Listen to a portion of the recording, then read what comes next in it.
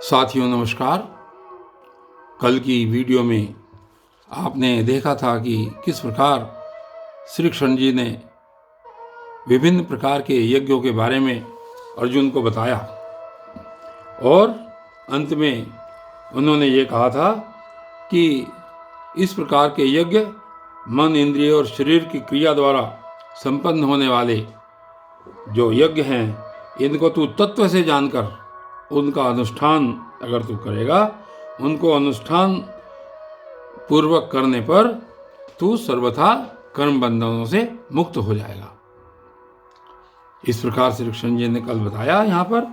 और आगे देखिए क्या कह रहे हैं। आगे बता रहे हैं कि द्रव्य यज्ञ की अपेक्षा जो ज्ञान यज्ञ है वो ज़्यादा श्रेष्ठ है। कहते हैं श्लोक संख्या 33 में, श्रेयान् द्रव्यमयात् यज्ञात् ज्ञान यज्ञ परन्तप सर्वं कर्माखिलं पार्थ ज्ञाने परिसमाप्यते। और कहते हैं कि हे परमतप अर्जुन, परमतप पार्थ, हे अर्जुन, द्रव्यमयात् यज्ञात् ज्ञान यज्ञ के द्रव्यमय यज्ञ की अपेक्षा ज्ञान यज्ञ श्रेयान अत्यंत श्रेष्ठ है। कि हे परमतप अर्जुन, द्रव्य में ज्ञान की अपेक्षा ज्ञान यज्ञ अति श्रेष्ठ है। और अखिलम सर्व कर्म ज्ञाने परिसमाप्यते, और यावन मात्र संपूर्ण कर्म ज्ञान में समाप्त हो जाते हैं। यानी कि सभी जो कर्म हैं, सभी यावन मात्र संपूर्ण कर्म जो है वो काय में समाप्त हो जाते हैं, ज्ञान में समाप्त हो जाते हैं। इसलिए ज्ञान यज्ञ अत्यंत श्रेष्ठ है। और अगले श्लोक में देखिए श्री कृष्ण जी क्या कह रहे हैं। श्लोक संख्या 34 में, तद्विधि प्रणिपातेन परिप्रश्नेन सेवयाः उपदेक्षन्ति ते ज्ञानम ज्ञानिस्तत्त्वदर्शिनः। और तत्विधि प्रणिपातेन, उस तत्वदर्शी उस ज्ञान को तू तत्वदर्शी ज्ञानियों के पास जाकर सुन, उनके पास जाकर समझ। विधि यानी समझ, उनको भली भांति प्रणिपातेन, भली भांति दंडवत प्रणाम करने से, और सेवया, और उनकी सेवा करने से, कपट को छोड़कर अगर तू कपट रहित होकर उनकी सेवा करेगा तो परिप्रश्नेन ते, सरलतापूर्वक प्रश्न करने से वे तत्वदर्शिन है, परमात्म तत्व को भली भांति जानने वाले ज्ञानी महात्मा तुझे उस तत्व ज्ञान का उपदेश करेंगे। यानी श्री कृष्ण जी अर्जुन को ये परामर्श दे रहे हैं कि तू उन तत्वदर्शी ज्ञानियों के पास जाकर और कपट छोड़कर उनकी सेवा कर, और सरलता पूर्वक प्रश्न करने से वो परमात्म तत्व को भली भांति जानने वाले जो ज्ञानी महात्मा जन है, तत्वदर्शी ने, ज्ञानी ने, ज्ञानम उपदेक्षन्ति, ज्ञानी महात्मा तत्व ज्ञान का तुझको उपदेश करेंगे, तुझको तत्व ज्ञान के विषय में समझाएंगे।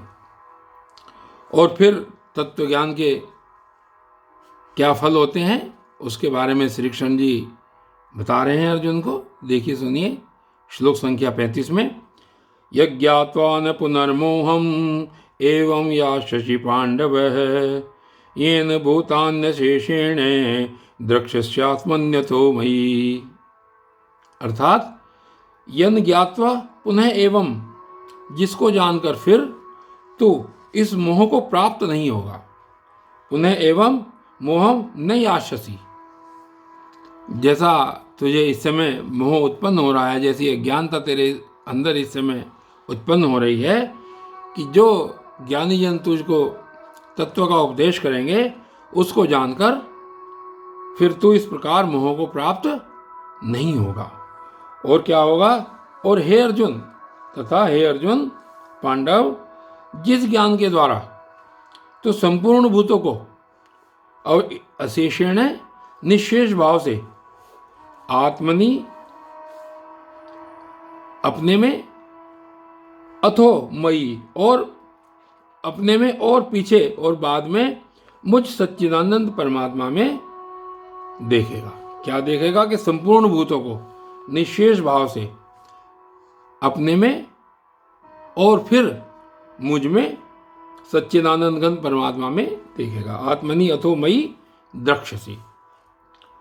और अगले श्लोक में फिर श्री कृष्ण जी श्लोक संख्या 36 में बता रहे हैं कि किस प्रकार ज्ञान रूपी नौका द्वारा जो अतिशय पापी हैं उनका भी उद्धार हो जाता है। ज्ञान रूपी नौका पर सवार होने से जो पापी हैं उनका भी उद्धार करने का श्री कृष्ण जी ने यहाँ पर उपाय बताया है। और देखिए क्या कहते हैं, अपि चेदसि पापेभ्य सर्वेभ्य पापकृत्तमः सर्वज्ञान प्लवेनेव व्रजनम संतरिष्यसि। और चेत सर्वेभ्य पापेभ्य अपि, यदि तू सब पापियों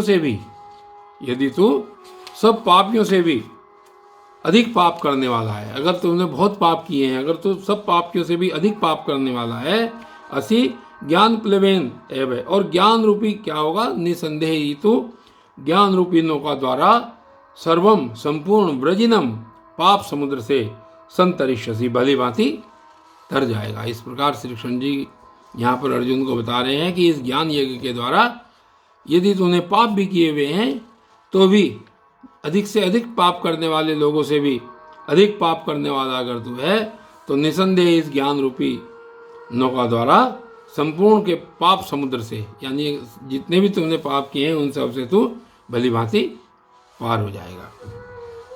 और इस प्रकार आज ये वीडियो यहीं तक रहेगी और कल फिर आपके लिए अगले श्लोक पढ़े जाएंगे। तब तक के लिए धन्यवाद।